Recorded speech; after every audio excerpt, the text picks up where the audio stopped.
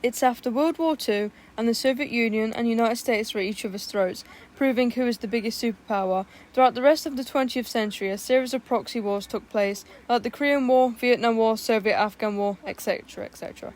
In the 50s, a race emerged between the USA and USSR, known as the Space Race. This race was to achieve superior spaceflight capability. Throughout the 50s and 60s, multiple animals were sent to space before humans were sent, but the race was really on when the USSR launched Sputnik 1 in October 1957. Before this, we have to go back to 1951, when two strays from the street of Moscow were sent to space. While America preferred to use monkeys, the USSR chose to test the flights using dogs. They worked out that dogs didn't need as much attention and that they could sit hours without human companionship. The scientists specifically chose strays as they were seen to be the best fitted for spaceflight. They were used to being alone, they had to already fight for survival, and who would notice if the odd stray went missing? The dogs had to be a specific size to fit in the rocket, and scientists went around in vans with meat luring the stray dogs over. They'd then be measured, and if suitable they'd take the dogs.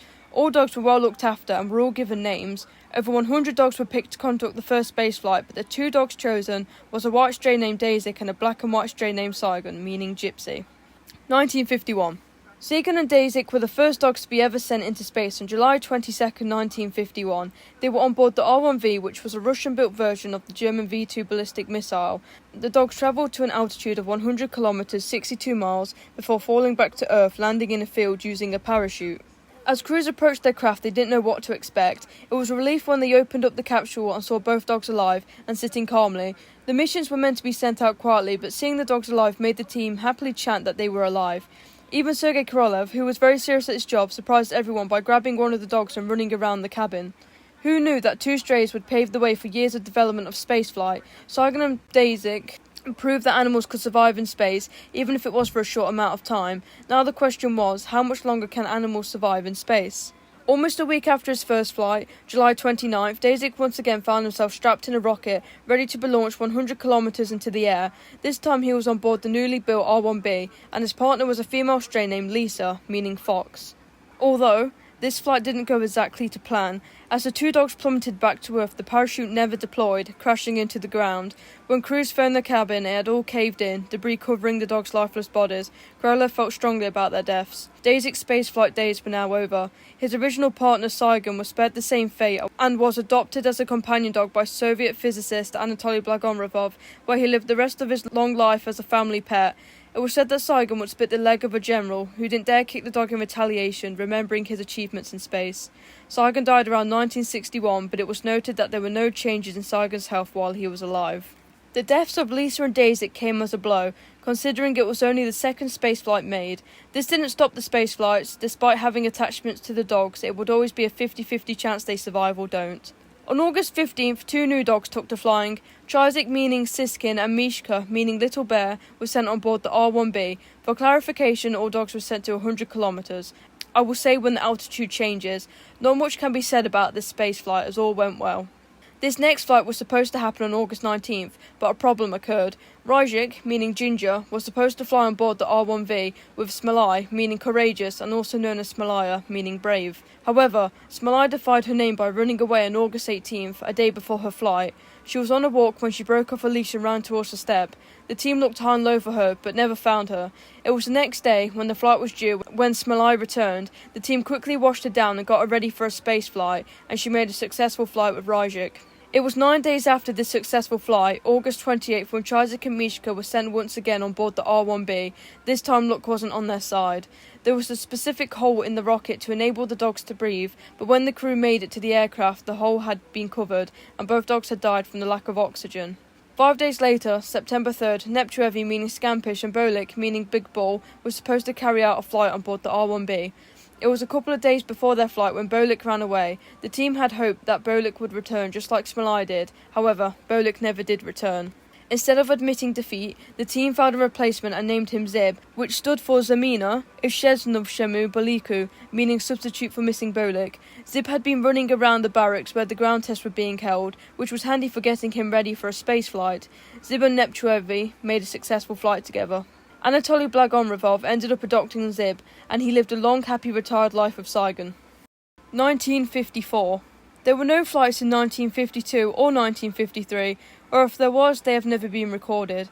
The flights continue on June 26, 1954, with two dogs named Lisa 2 and Rajik 2, named after previous dogs. Normally a dog was named after its predecessor if A, they either liked the name, or B, the dog before them had died.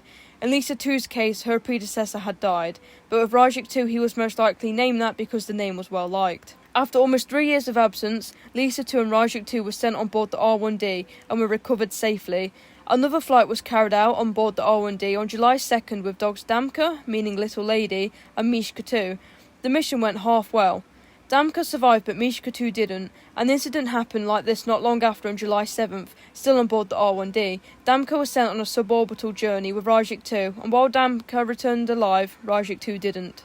In a situation where one dog survived and the other died, this was usually because different methods of recovery were being tested on each dog. They were sometimes ejected from the capsule at different heights, sealed in their own personal compartments. This meant that one dog might return to Earth safely, like Damka, while the other might experience potentially fatal complications. The final flight that happened this year, also on board the R1D, took place on July 26th. Lisa 2 was sent on a second mission, and her partner was named Rajik 3. Unlike the last Rajik, he survived, and so did Lisa 2. 1955. Albina, an actual female name, and Snezhinka, meaning gypsy girl, were sent on a suborbital journey on board the new R1E on January 25, 1955. However, they only made it 85 kilometers into the air when both dogs were unexpectedly ejected out of the capsule. Luckily, both dogs landed safely. It was noted that Albina coped with the traumatic ejection in mid-air well. 10 days later, on February 5th, Lisa 2 was sent on her third mission with a dog named Bulba. They both made the launch successfully aboard the R1E, but the recovery failed. The rocket ended up veering to one side, and when it tried to correct itself, there was a sharp jolt that threw Lisa 2 out of her spacecraft and into the atmosphere in her spacesuit.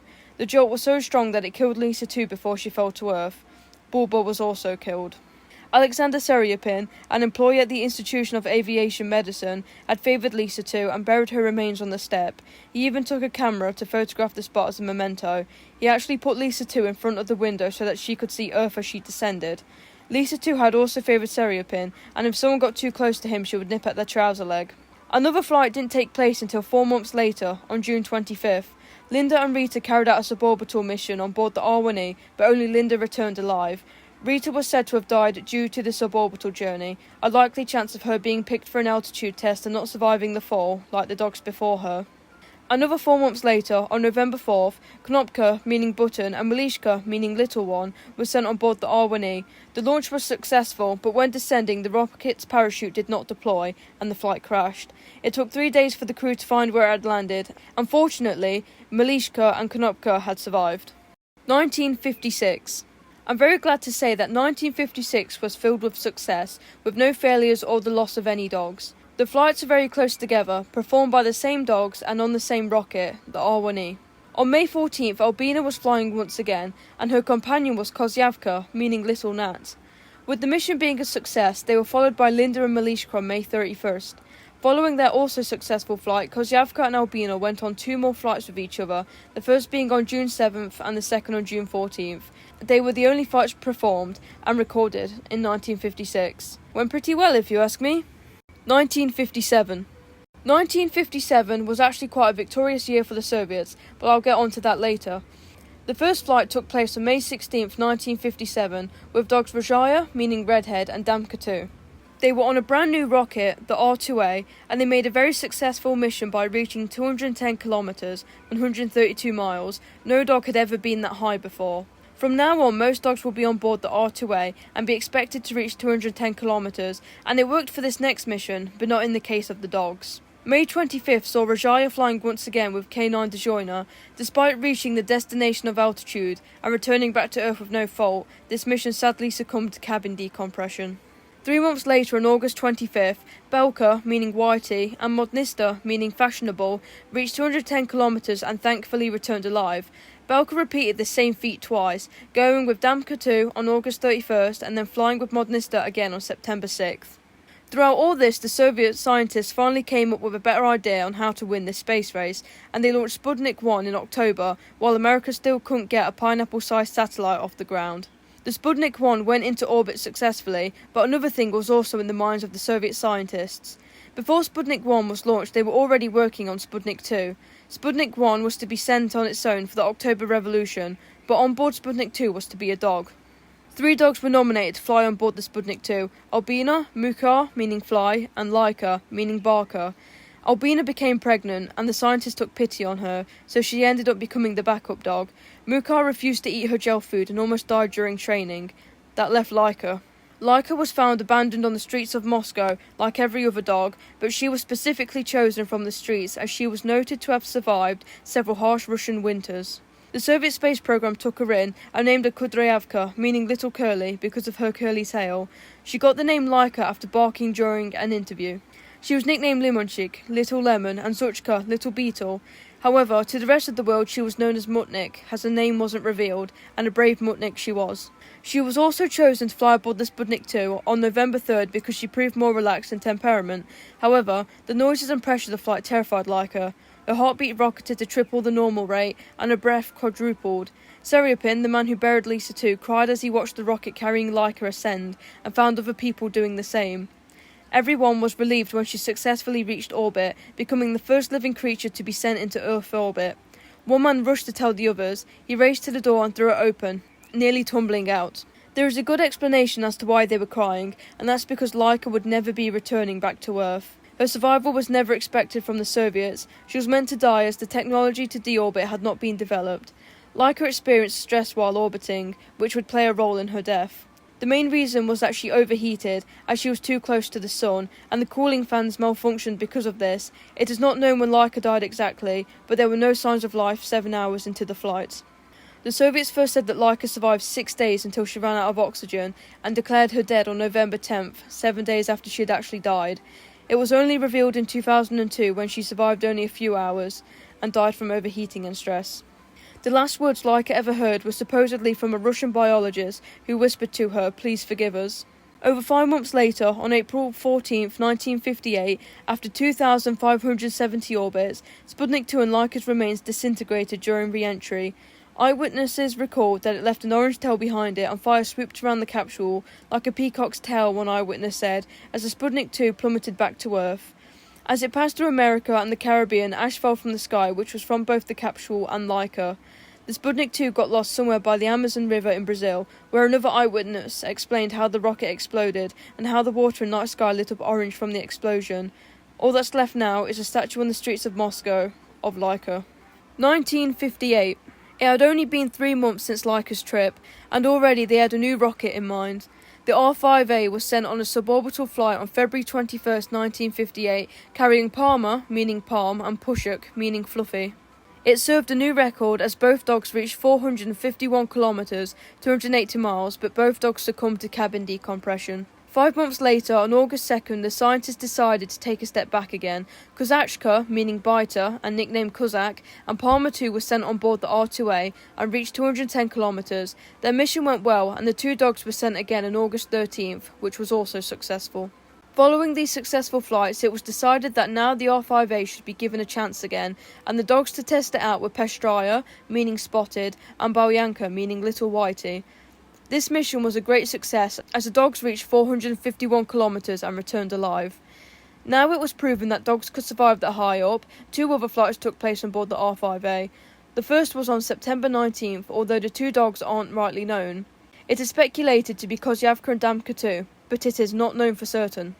The final flight was on October 31st, 3 years after her flight with Malishka, where the parachute failed to deploy and the flight crashed but were fortunately found 3 days later. Konopka was once again ready for flight. This time her canine companion was Zhulba. While descending, the parachute failed to deploy once again, but this time Konopka wasn't as fortunate as last time. Both dogs ended up perishing. 1959. Only 2 flights happened this year, and were carried out by the same dogs, Rocket and Altitude. On both flights they were on board the R-2A and only went up to 210 kilometres. The first took place on July 2nd, 1959, where Kusachka, who had now been renamed to Otvazhnaya, meaning Brave One, flew with Snezhinka, meaning Snowflake. What was different about this flight was that a hare by the name of Marfusha, meaning Little Martha, also went with them. The 3 survived, and Marfusha became the first hare in space. On July 10th, Otvazhnaya and Snezhinka, who had now been renamed to Zemchuznaya, meaning Pearly, went on another flight, but on their own this time, returning safe and sound. 1960. Otvazhnaya was at it again, as on June 15, 1960, her and a male canine called Malak, meaning small fry, flew on board the R2A. Like her flight with Snezhinka, on board was another hare, but its name was Zvyezdocka, meaning little star. The three returned unharmed. On June 24th, Otvazhnaya made the same feat again, but with Snezhinka again. There was no hare on board, and they both came down safely. No dog had been on an orbital flight since Laika on November 3rd, 1957. This was about to change. The Sputnik 4, also known as the Vostok prototype or the Korabl Sputnik 1, was set for flight on July 28th. On board would be two dogs named Lizishka, meaning little fox, and Chaika, meaning seagull, and also known as Bars, which means panther. This time there was a deorbiting system, and both dogs were to return alive. However, on July 28th, 28.5 seconds into launch, their rocket exploded, killing both dogs. Their deaths caused uproar within the space program since the problem that caused the explosion had supposedly been fixed. Lizishka had become a favourite among the team who worked with her as she cooperated during tests and wouldn't chew on the equipment. The last words Lizishka heard were from Korolev, who whispered in her ear, "I really want you to return." Not even a month after the tragic deaths of Lizishka and Chaika, the Sputnik 5, also known as the Korabl Sputnik 4, was in production and ready for flight on August 19th. On board was Belka, the flying ace, and a new trainee named Strelka, meaning little arrow. They spent 25 hours in space and orbited 17 times, although it seemed that all hope was lost. There were no signs of the dogs being alive until, suddenly, Belka vomited, which aroused Strelka. The dogs were alive! Both dogs returned back to Earth alive and became the first living creatures to go into Earth orbit and return alive. After their spaceflight, they became instantly famous within the Soviet Union and outside too. They were found in many magazines, appeared on the radio and television, and were on many products like toys, chocolate, stamps and postcards. Many important people met Belka and Strelka, including American pianist Van Cliburn, who was recording a concert at Moscow's Shabolovka Broadcasting Center. Belka and Strelka ran off during their interview in the room nearby and decided to visit Van Cliburn. He recognized them and asked for permission to stroke them. He got permission from Ludmila Radkovic, who was in pursuit of the runaway dogs. According to a Russian television program, Belka and Strelka died years after their spaceflight at old ages. Strelka had 6 puppies by a dog named Pushuk, who helped out with grounded flights. One was called Pushinka, meaning fluffy, another Milishka, meaning tiny, and Damka, one Damka, meaning smoky, Tishka, and Kudryashka. Pushinka was given to American President John F. Kennedy by Soviet leader Nikita Khrushchev, and she is known as the dog who stopped the Third World War between the two nations. 2 suborbital flights took place after this milestone, and the rocket that carried the dogs to 210 kilometers was the R2A. Malak and Palmer 2 was sent on September 16th. Then on September 22nd, Otvazhnaya made her final flight with crew member Neva. Both flights went well. On December 1st, another orbital flight took place on board the Sputnik 6, also known as the Korabl Sputnik 3, and it was looking successful. Dogs Pachelka, meaning little bee, and Mushka, meaning little fly, orbited 17 times and were in space for 25 hours, just like Belka and Strelka. They made their re-entry on December 2nd, before the retro rockets failed to go off. There was no way to bring the spacecraft down without it landing onto foreign land. Their spacecraft was then intentionally destroyed by a remote self-destruct to prevent foreign powers from inspecting the capsule. Both dogs died. Although, the CIA managed to decode a photo of the dogs not long before they died, and it wasn't long until the truth about Pachelka and Mushka came out. To cover up murdering 2 innocent dogs, the Soviets claimed that an error occurred in which the capsule burnt during re-entry, and both dogs burnt with it. It wasn't long until the scientists decided to try pull off another orbital flight on December 22nd. Shutka, meaning joke, and also nicknamed Damka and Snezhinka, meaning pearl, was flying for the first time. Her canine partner was not, however, flying for the first time. In fact, this would be her 4th flight. Snezhinka, now renamed to Kometka, which means little comet, and also known as Shutka, meaning rogue, and Kusachka, meaning little beauty, was also aboard this flight. Dogs' names were often changed due to security reasons.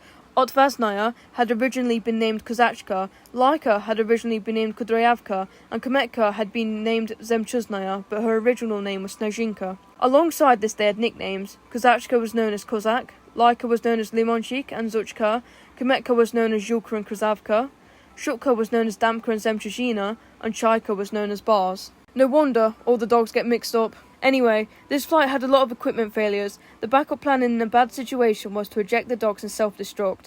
However, the ejector seat failed to operate, leaving the dogs stuck in the capsule as the self-destruct sequence ticked down.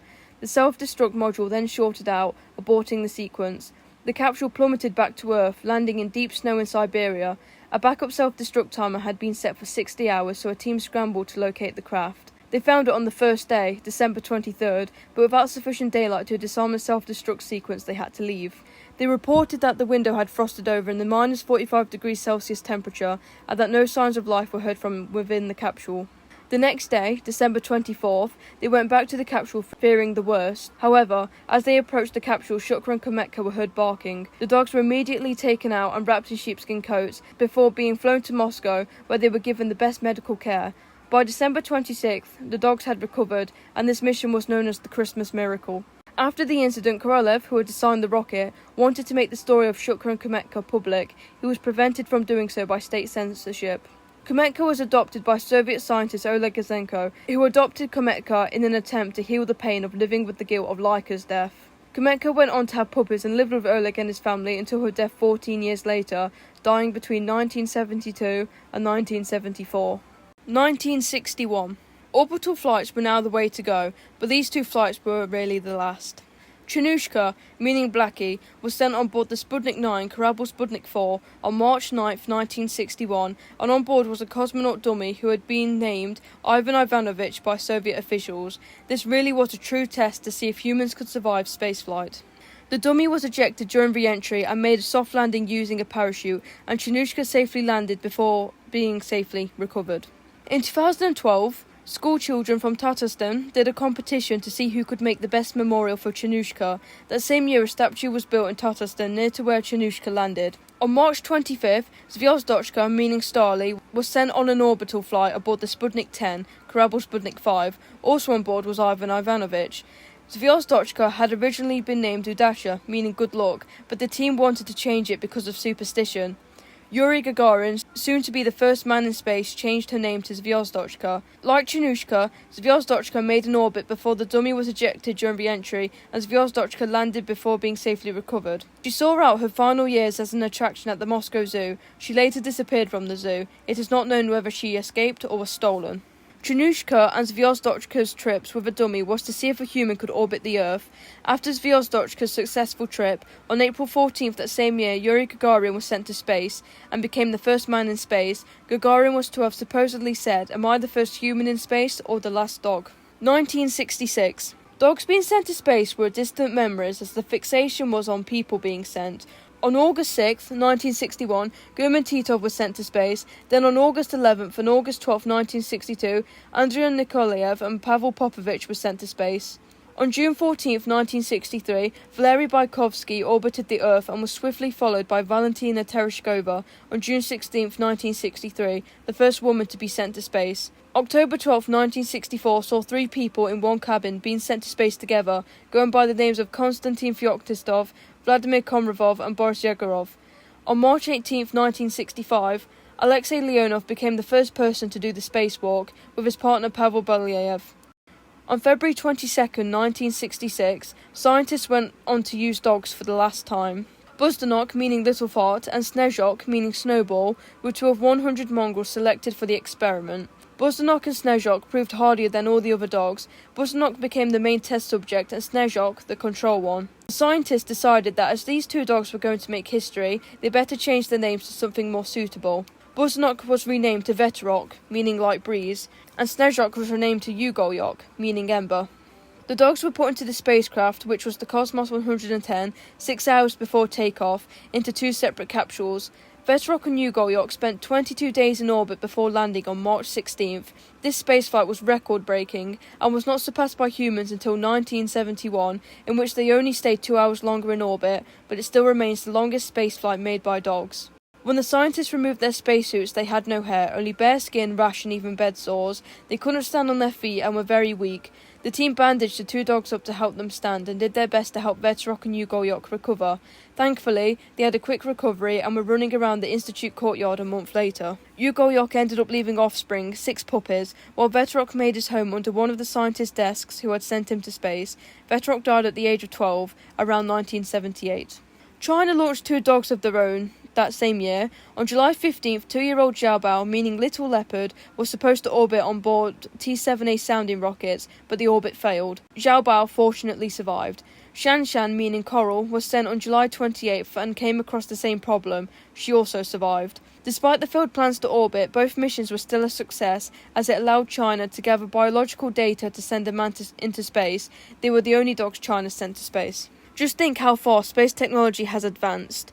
A few years after the flights of Xiaobao and Shanshan, America put a man on the moon. People flew to space thanks to the dogs being guinea pigs, testing out what limits creatures could live. Saigon and Daisy proved it was possible to survive in space. Laika proved that it was possible to enter orbit. Belka and Strelka proved that it was possible to survive Earth orbit.